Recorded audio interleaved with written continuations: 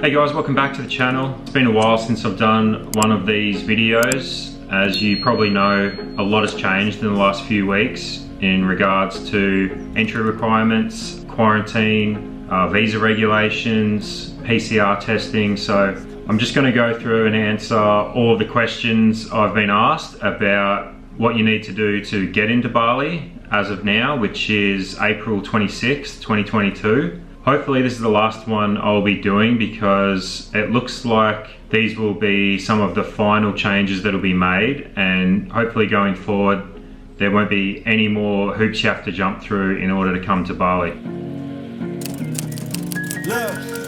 This one's for my scheme makers, my dream chasers trying to make it. Trust you got to hold on to faith and be patient. I know you're trying to get to the days of... So I'm just going to do a bit of a screen share. As I've mentioned in previous videos, if you're planning on coming to Bali, I suggest jumping on the bali.com website. This is because they're the most up-to-date website and they'll give you all the information you need for travel requirements, visas. They can actually process visas for you.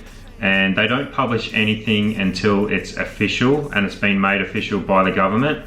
So jump on bali.com, I'll leave the link in the description. And as you can see, before we even get started, if you're planning on coming to Bali soon and you need a visa, it's important to know that the immigration office is going to be closed between 29th of April and the 9th of May. So if you need a visa in the next couple of weeks, or if you need a visa in a hurry, make sure you get that application in before the 29th of April. There won't be any visas being processed in between these times. This is because it's actually a holiday here in Bali. So jumping on the bali.com website here, we're going to go to travel and vaccination requirements. So the main question I've been asked is, do you need to be vaccinated to enter Indonesia? The short answer there is yes. However, there are some exceptions. So if you have a look here, this goes through all the options. So 2 or more doses is considered fully vaccinated, and there's no more quarantine, no more PCR test upon arrival at the airport, which is really good. So all you need to do is take your PCR test 48 hours before you leave, but there's no testing on arrival. If you've had 1 dose, then you actually need to quarantine for 5 days in a certified hotel and get a second PCR test on day 4. Kids below 18 years old, they just follow the quarantine requirements for their parents or guardian. Anyone with comorbidity diseases and cannot get a vaccine needs to show a medical statement letter that they can't be vaccinated, so you can enter.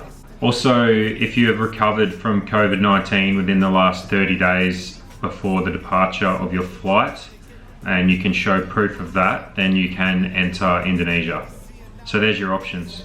I've been asked by people if it's mandatory to register the COVID-19 vaccine certificate on the Indonesian website. It's not. You just have to have either digital or printed proof of your vaccination when you're landing. So as I mentioned, there is no more quarantine so long as you have your proof of vaccination. That means you're basically just free to go as soon as you land in Indonesia, and that includes Bali, which is really good. So as you can see here, for PCR testing, you do need to take a PCR test within 48 hours before you depart for Indonesia.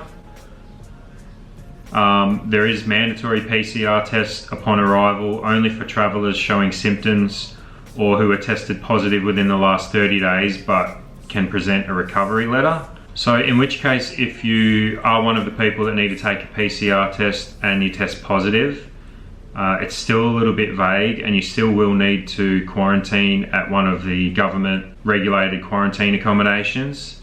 So that's probably the downside. If you are coming in and you have symptoms and you test positive, then you're going to have to quarantine still. But other than that, as long as you do your test before you leave, if you're vaccinated or if you have an exemption and you show up negative before getting on your flight, then you should have no problems getting into Indonesia and you should be free to go. You don't have to book any government approved hotel or anything. You can stay wherever you like for the first night or however long you're going to stay here. One thing you will need before you come to Indonesia though is medical insurance, and you'll need to show that when you're coming in.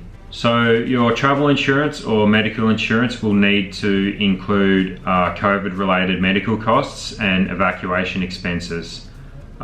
We've said it in the past and we'll say it again, we use Safety Wing. They're very easy to use, they're very affordable. It's about $42 a month, and they're one of the only travel insurance companies at the moment that does cover for forced isolation and quarantine and COVID related expenses. They also cover you if you have to postpone your trip due to COVID and things like that. We'll leave the link in the description, but basically they're a month-to-month insurance policy that you can just end at any time. So that pretty much covers all quarantine and COVID related requirements for entering Indonesia or Bali. The next big question is, do you need a visa? So there are a few countries who are exempt from getting a visa to enter Indonesia. Those countries are Brunei, Cambodia, Malaysia, Laos, Myanmar, Philippines, Singapore, Thailand and Vietnam. They can enter Indonesia visa free, and that's for tourism purposes only for a maximum of 30 days, and it's not extendable. There's also another option, which is the visa on arrival. I won't read out all of these countries because there's quite a lot of them, but as you can see, all of these countries are eligible for a visa on arrival. And the visa on arrival is valid for 30 days. It can be extended only once for another 30 days, so that gives you a total of 60 days in Indonesia. For an extension, you need a sponsor letter from an Indonesian company or travel agency.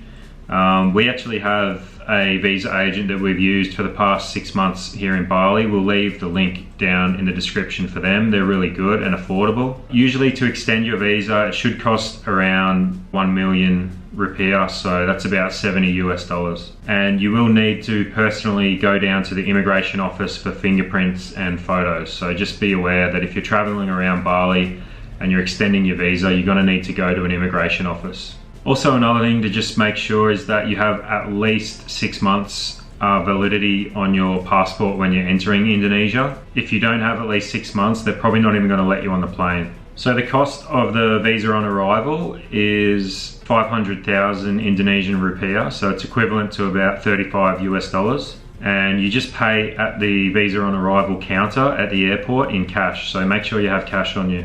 Once those 60 days are up, if you do extend your visa, you cannot extend or get another visa. You will have to leave the country and come back to get another visa, so just make sure you're aware of that also. So if your country is not listed in the list of visa-free or visa-on-arrival countries, you do need to apply for a B211A visit visa. That does just exclude a few countries that are not eligible to apply for those visas at this time, and that's these countries listed here, but any other country can apply for the B211A visa.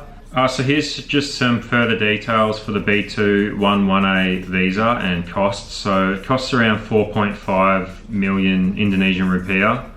So that's about US $330, 450 Aussie. Processing time is 14 business days. We found that it takes a lot less than that to process, but if you are booking a flight, just give yourself that full 14 business days.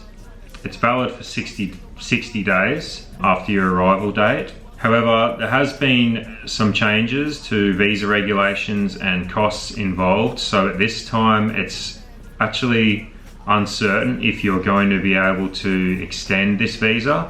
So I'll go through all the new visa costs and regulations right now. So if you're looking to stay in Bali or Indonesia long term and you're looking for alternative visas, the government did just announce a bunch of new visa regulations and new costs. So if you are looking to stay in Bali for an extended period of time, just be aware that the prices have gone up for visas and there are a few different options. There are some pretty good long-term visa options. Best place to have a look is this Instagram account. It's called Let's Move Indonesia. They're really good at updating all of the visa prices and regulations. They actually will process visas for you. They have pretty good prices as well.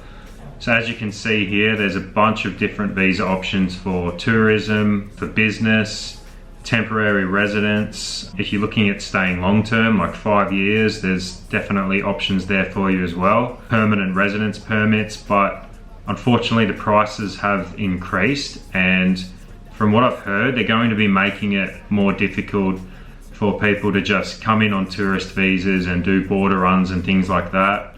They're actually going to start checking people's passports to see if that's what they're doing. They're just coming back and forth. So getting a long-term visa is probably the best option for you. There are also multiple entry permits available as well, so maybe that's a better thing. If you're looking at making Bali like a home base and traveling around, probably getting a multiple entry permit is the best way to go. So the final question is, what's the COVID situation like in Bali? And it's pretty good. There's only a few minor restrictions, like you do still have to wear a mask when you're outside or you're shopping or going to a restaurant or anything like that. Obviously, it's okay if you're sitting down and eating, but they are pretty strict on the mask regulations, so make sure you do the right thing and wear a mask when you're out, because you can get in trouble. You could get a fine or even deported maybe if they wanted to make an example of you. But the COVID situation is pretty good. The numbers aren't going up at all, and it looks like now that things are opening up, they're going to stay open, hopefully. So hopefully they won't be bringing back any quarantine or PCR requirements again. Hopefully this is the last time that I'll have to do a video like this, but if you're thinking of coming to Bali, now is definitely a good time, as it's completely the easiest time to come. You don't have to quarantine at all. You don't have to get a test and wait around and wonder if you're going to be forced into quarantine after getting here. So yeah, I hope you found this video helpful and informative, and if you did, make sure you remember to like and subscribe. You can also follow us on Instagram for regular updates. But thank you for watching, and we'll keep trying to make more informative videos as we continue our travels, and we'll see you on the next one. This one's for my scheme makers, my dream chasers trying to make it. Trust you got to hold on to faith and be patient. I know you're trying to get to the days of elation and all those